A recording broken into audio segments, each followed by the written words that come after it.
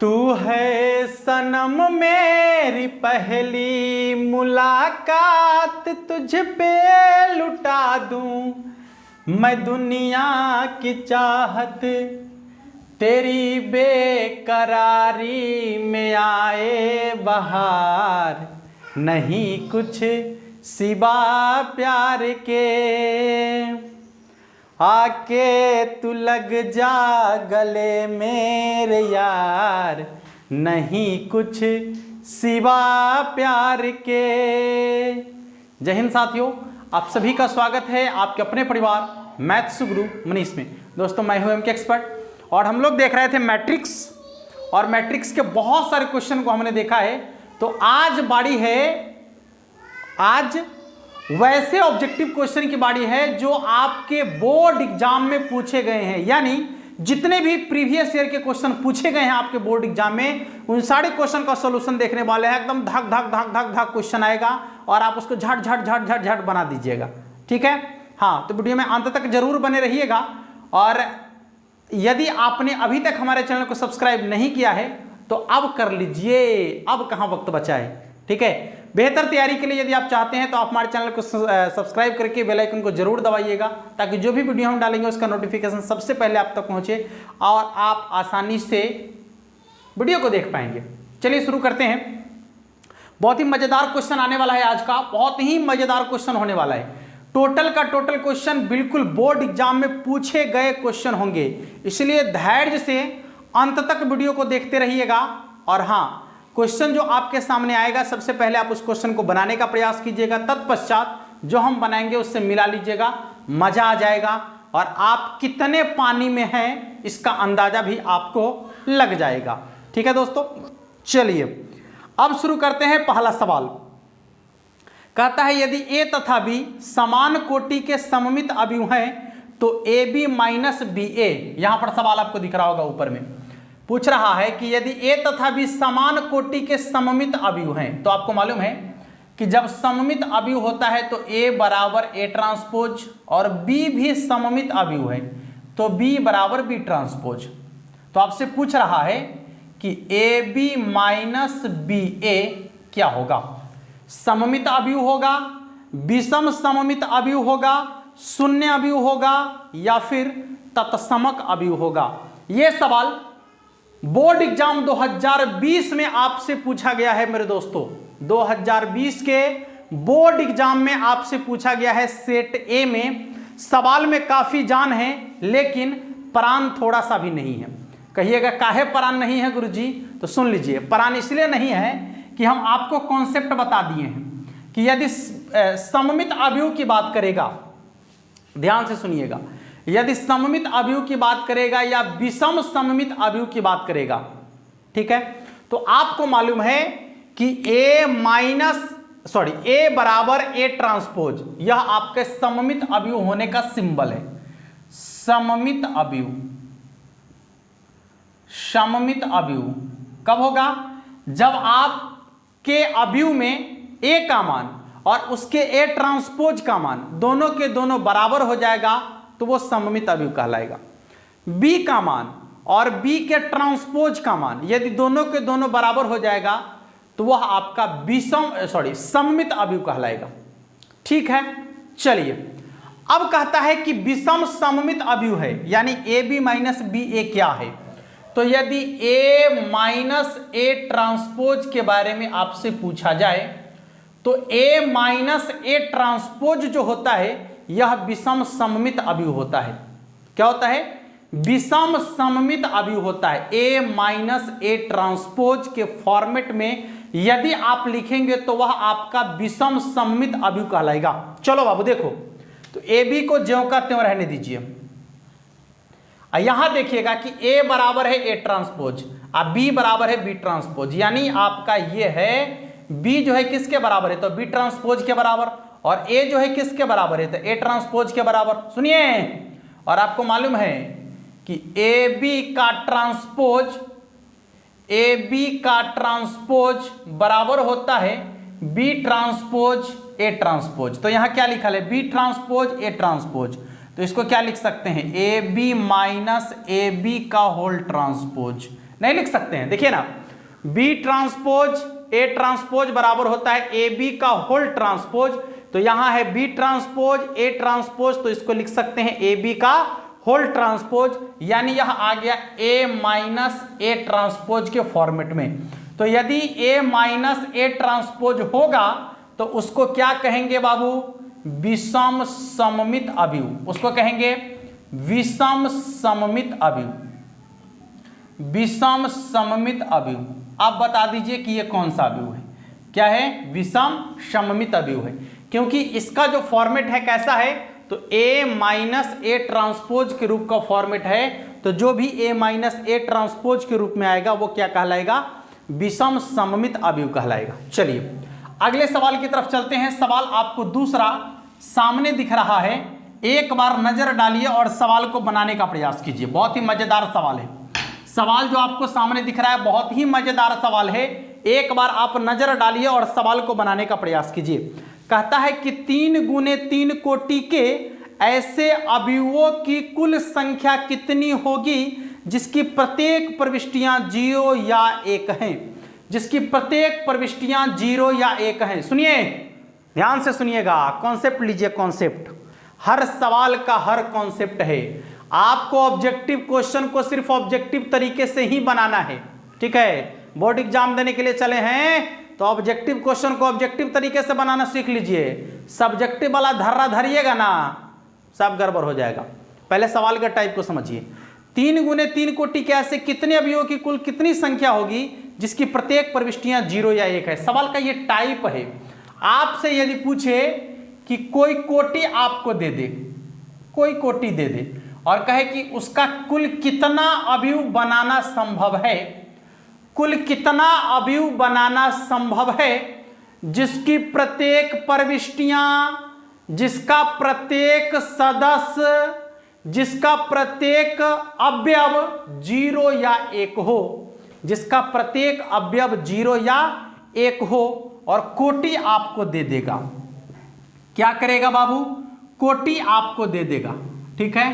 कोटि दे देगा। जैसे मान लीजिए कि इसमें 3 गुने 3 कोटि दिया गया है, या आपसे पूछ सकता है कि 2 गुने 3 कोटि का, या पूछ सकता है 3 गुने 2 कोटि का, पूछ सकता है 2 गुने 2 कोटि का, पूछ सकता है 2 गुने 1 कोटि का, पूछ सकता है 2 गुने 3 कोटि का, कुछ भी ऐसा 2 गुने 3 कोटि ऊपर लिखे हैं, ठीक है? तो आपको करना क्या है? यदि सवाल में रहे कि वैसा अवयव कुल कितना बनाना संभव है जिसकी प्रत्येक प्रविष्टियां 0 या 1 है, जिसकी प्रत्येक प्रविष्टियां 0 या 1 है, तो जो कोटि दिया हुआ रहेगा रे बाबू, जो कोटि दिया हुआ रहेगा रे बाबू, इस कोटि को 2 के पावर में रख देना है। इस कोटि को 2 के पावर में रख देना है। इस कोटि को 2 के पावर में रख देना है तो आंसर बन जाएगा। यदि 3 गुने 3 कोटि का रहेगा तो 2 के पावर में 9। 3 गुने 3 कोटि का रहेगा तो 2 के पावर में 9। 2 दूना 4 दूना 8 दूना 16 दूना 32, 32 दूना 64, 64 दूना 128, 128 दूना 256 और 256 दूना 512, यानी इसका आंसर होगा 512 के बराबर।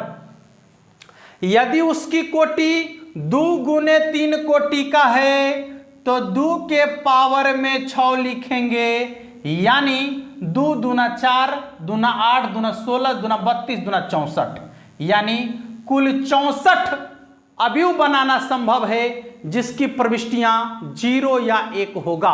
अगला सवाल, यदि उसकी कोटि 3 गुने 2 कोटि का है फिर भी 2 के पावर में 3 दूना 6 लिखेंगे, 2 दूना 4 दूना 8 दूना 16 दूना 32 दूना 64, यानी 64, ठीक है? यदि उसकी कोटि 2 गुने 2 कोटि का है तो 2 के पावर में 4 लिखेंगे, 2 दूना 4 दूना 8 दूना 16, यानी कुल 16 अवयव बनाना संभव है जिसकी प्रत्येक प्रविष्टियां 0 या 1 के बराबर है। आशा ही नहीं पूर्ण विश्वास है कि आपने इस तरीके के क्वेश्चन को बनाना सीख लिया होगा। जब भी आपके सामने से ऐसा क्वेश्चन गुजरेगा आप उसको गुजरने नहीं दीजिएगा, आप उसको पकड़ लीजिएगा। हाँ, चलिए अगले सवाल की तरफ चलते हैं। बहुत ही मजेदार सवाल है आज का, बहुत ही इंटरेस्टिंग क्वेश्चन होने वाला है। आपका सवाल कहता है कि ए तथा बी एक दूसरे के व्युत्क्रम होंगे यदि और केवल यदि ए तथा बी एक दूसरे के व्युत्क्रम होंगे तो क्या होगा। ए बाबू सुना हो, ए तथा बी यदि दोनों एक दूसरे का व्युत्क्रम होगा तो गुरुजी का एक बात याद रखिएगा कि गणित में यदि कोई दूगो एक दूसरे का व्युत्क्रम है तो उसका गुणनफल हमेशा एक के बराबर होता है। फिर से सुन लीजिए, गणित में यदि एक दूसरे के व्युत्क्रम को गुना किया जाएगा तो उसका गुणनफल हमेशा एक के बराबर होगा। जैसे प्रत्यक्ष के लिए प्रमाण की क्या जरूरत है, x और x का व्युत्क्रम 1/x, गुणनफल कितना के बराबर, 1 के बराबर। 5 और 5 का व्युत्क्रम 1/5, गुणनफल कितना के बराबर, 1 के बराबर। 7 का व्युत्क्रम 1/7, गुणनफल कितना के बराबर, 1 के बराबर।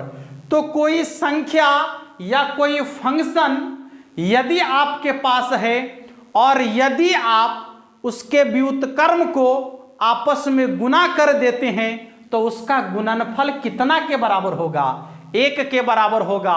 और अवयव में 1 का मतलब होता है आई बोले तो तत्समक अवयव, आई बोले तो तत्समक अवयव, ठीक है, आई बोले तो तत्समक अवयव। अब सुन लीजिए, ए और बी दोनों एक दूसरे का व्युत्क्रम है। ए और बी माने ई एकर उल्टा है और ई एकर उल्टा है। सुनिए, जब दोनों एक दूसरे का व्युत्क्रम है तो गुरुजी अभी बताए हैं कि जब दोनों व्युत्क्रम को आपस में गुना कीजिएगा ना तो 1 के बराबर होगा। माने ए और बी को गुना कीजिएगा ना तो 1 के बराबर होगा। 1 का मतलब होता है आई, अवयव में 1 का मतलब होता है आई, तो ए बी बराबर भी आई होगा। या आप बी को ए से गुना कीजिएगा तो भी 1 के बराबर होगा, यानी आई के बराबर होगा। तो आप लिख सकते हैं ए बी बराबर बी ए बराबर आई। देखिए, ए बी बराबर बी ए बराबर आई, ठीक है। जब दो अवयव या दो फंक्शन या दो संख्याएं दोनों एक दूसरे का व्युत्क्रम हो तो दोनों का गुणनफल 1 के बराबर होगा। लेकिन जब अवयव के बारे में सोचेंगे तो अवयव में 1 का मतलब आई मतलब तत्समक अवयव। हाँ, तो जब दो अवयव को आप गुना करेंगे और दोनों यदि एक दूसरे का व्युत्क्रम है तो उसका गुणनफल आई के बराबर होगा, मतलब 1 के बराबर होगा। चाहे उल्टा करके गुना कीजिए चाहे सीधा करके गुना कीजिए, गुणनफल आई के बराबर होगा। देख लीजिए, तो इसका आंसर होगा ए बी बराबर बी ए बराबर आई। चलिए अगले सवाल की तरफ चलते हैं। अगला सवाल आपका क्या कहता है, काफी लॉजिकल क्वेश्चन है आज का, बहुत ही मजा आने वाला है सवाल में, बहुत ही सुख पहुंचाने वाला है सवाल आपकी आत्मा को। हाँ देखिए रे बाबू, कहता क्या है, यहां पर आपको जो है कुछ क्वेश्चन अभी दिए गए हैं जिसकी बात हम करते जा रहे हैं बारी बारी से, समझिएगा।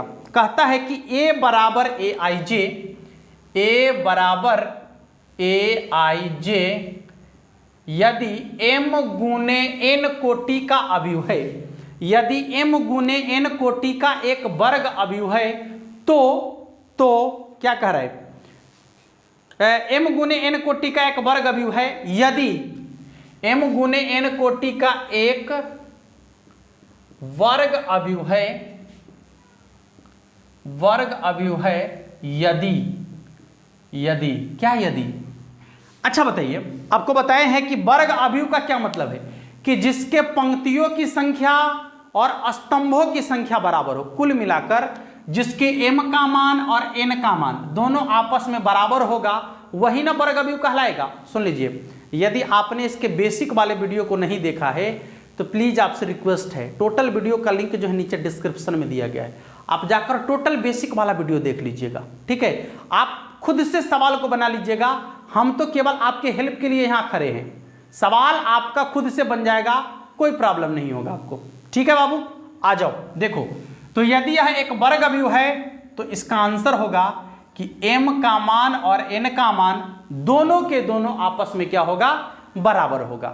m का मान और n का मान दोनों के दोनों आपस में बराबर होगा। देख लीजिएगा, तो इसका आंसर हो जाएगा ऑप्शन नंबर ए, यानी m बराबर n, m बराबर n। चलिए अगले सवाल की तरफ चलते हैं। अगला सवाल आपका क्या कहता है, बहुत ही सुंदर, सजीला और आसान सा सवाल है। कहता है कि यदि a और b वर्ग अवयव है तो ए बी का ट्रांसपोज बराबर क्या होगा। जो अभी आप देखे हैं, ए बी का ट्रांसपोज क्या होगा, सुनिए, ए बी का ट्रांसपोज क्या होगा, तो आपको बताए हैं अभी कि ए बी का ट्रांसपोज पूछेगा तो जो बाद में है उसको पहले लिख दीजिएगा और डंटी लगा दीजिएगा, और जो पहले है उसको बाद में लिख दीजिएगा। आंसर, आंसर देखिए, देख लीजिए, ऑप्शन नंबर ए में शायद ये लिखा गया है, तो आप इसको आसानी से देख सकते हैं। ठीक है, किसी को दिक्कत है क्या? देख लीजिए एक बार ठीक से, जल्दी से सभी लोग देख लीजिए एक बार ठीक से। अगले सवाल की तरफ चल दे क्या? अगले सवाल की तरफ चले क्या? बहुत ही साधारण साधारण क्वेश्चन अभी आपके सामने है, तो आप सवाल का जवाब देते चले बारी बारी से। अगला सवाल जो दिख रहा है बहुत ही मज़ेदार और बहुत ही इंटरेस्टिंग सवाल है।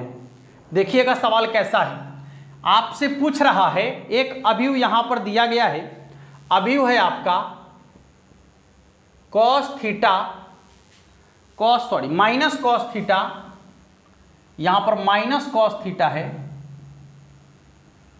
इसके बाद है साइन थीटा, इसके बाद है आपका माइनस साइन थीटा और cos theta, minus sine theta cos theta. यदि यह a का मान है तो आपसे पूछ रहा है कि a इनवर्स का मान क्या होगा, यानी इसका व्युत्क्रम क्या होगा। सुनिए, इसका व्युत्क्रम क्या होगा। तो देखिए, व्युत्क्रम निकालने का एकदम आसान और एकदम साधारण तरीका हम आपको बताने जा रहे हैं। यदि अवयव 2 गुने 2 कोटि का हो तो 2 गुने 2 कोटि के अवयव का व्युत्क्रम हम कैसे निकालेंगे, यही बात है ना। यदि अवयव 2 गुने 2 कोटि का हो तो 2 गुने 2 कोटि के अवयव का व्युत्क्रम हम कैसे निकालेंगे, बहुत ही साधारण तरीके से आप निकाल सकते हैं। ध्यान से देखिएगा, सबसे पहले आपको क्या करना है, देखिएगा एकदम ध्यान से क्या करना है, देखिए एकदम आराम से समझने का प्रयास कीजिएगा। आपको निकालना है a इनवर्स का मान।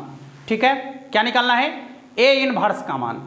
तो सबसे पहले आप क्या कीजिएगा, सवाल में ही गड़बड़ी है, गड़बड़ क्वेश्चन लिखा गया है। चलिए कोई बात नहीं, गड़बड़ क्वेश्चन इसको सीधा कर लेते हैं। यहाँ सीधे कॉस थीटा है और माइनस साइन थीटा यहाँ लगा हुआ है। ठीक है, माइनस साइन थीटा यहाँ लगा हुआ है, अब सही है। तो सबसे पहले आपको क्या करना है, ध्यान से देखिएगा। इनवर्स निकालने के लिए कहेगा तो ये दोनों का स्थान बदल दीजिएगा, यहाँ जो रहेगा यहाँ जो रहेगा, यहाँ जो रहेगा, दोनों को आपस में चेंज कर दीजिएगा। नीचे वाला को ऊपर लिख दीजिएगा, ऊपर वाला को नीचे लिख दीजिएगा। यहाँ तो दोनों जगह कौसे थीटा है, चलिए कॉस थीटा। इसके बाद क्या करना है, यहाँ जो दोनों आपको दिख रहा है ये दोनों का चिन्ह बदल दीजिएगा। चिन्ह मतलब क्या, प्लस रहेगा तो माइनस कर दीजिएगा, माइनस रहेगा तो प्लस कर दीजिएगा, चिन्ह बदल देना है। जैसे देखिए यहाँ माइनस है तो यहाँ पर प्लस साइन थीटा, और नीचे प्लस साइन थीटा है तो नीचे माइनस साइन थीटा कर देना है। इसके बाद देखिए क्या करना है, आपको मान निकाल लेना है इसका। जैसे कॉस को कॉस से गुना करेंगे तो क्या होगा, कॉस स्क्वायर थीटा और माइनस, और यहाँ साइन को साइन से गुना करेंगे तो क्या होगा, साइन स्क्वायर थीटा, लेकिन माइनस लगा हुआ है तो minus minus plus sine square theta. अब देखिए sine square theta plus cos square theta का मान कितना के बराबर, 1 के बराबर। तो जो ये मान निकल के आएगा, ई वाला मान से आप सबके बटा में भाग कर दीजिएगा, आप सबके बटा में भाग कर दीजिएगा ई वाला मान से, तो ए इनवर्स का मान निकल जाएगा। किसका मान निकल जाएगा बाबू, ए इनवर्स का। अच्छा, 1 से भाग देने से कोई फर्क नहीं पड़ेगा, तो ए इनवर्स का मान हो जाएगा आपका cos theta sine theta minus sine theta cos theta. ठीक है, ये आपके ए इनवर्स का मान निकल के आ गया है। ठीक है, तो हमें लगता है कि इसमें आपको कोई दिक्कत नहीं होना चाहिए। और सुन लीजिए, आज हम आपके लिए बहुत कम क्वेश्चन लेकर आए हैं, मात्र 5 से 6 क्वेश्चन अभी आप देखे होंगे। यदि आप चाहते हैं, बेहतर आपको लग रहा है, यदि आप चाहते हैं कि इस तरीके के क्वेश्चन का सीरीज कम से कम एक वीडियो में 20 से 25 क्वेश्चन का आ जाए, तो आप हमें नीचे कमेंट बॉक्स में लिख दीजिएगा, क्योंकि एक ट्रायल वीडियो हम आपको दे रहे हैं। ठीक है, यदि इसी तरीके का या तो आपको पूरा का पूरा सिलेबस का मिक्स क्वेश्चन मिलेगा, या फिर एक एक करके सभी सिलेबस का अलग अलग क्वेश्चन मिलेगा, एक वीडियो में 20 से 25 क्वेश्चन हो सकता है। ठीक है, तो आप हमें कमेंट करके नीचे बता दीजिएगा कि अब जो आने वाला वीडियो होगा उसमें कितना क्वेश्चन हम आपके लिए लेकर आए जो आपके लिए बेहतर हो जाए। ठीक है दोस्तों, तो इसी आशा के साथ फिर हम लोग मिलेंगे कल ऐसे ही सेशन को लेकर। आज के लिए इतना ही, तब तक के लिए जय हिंद।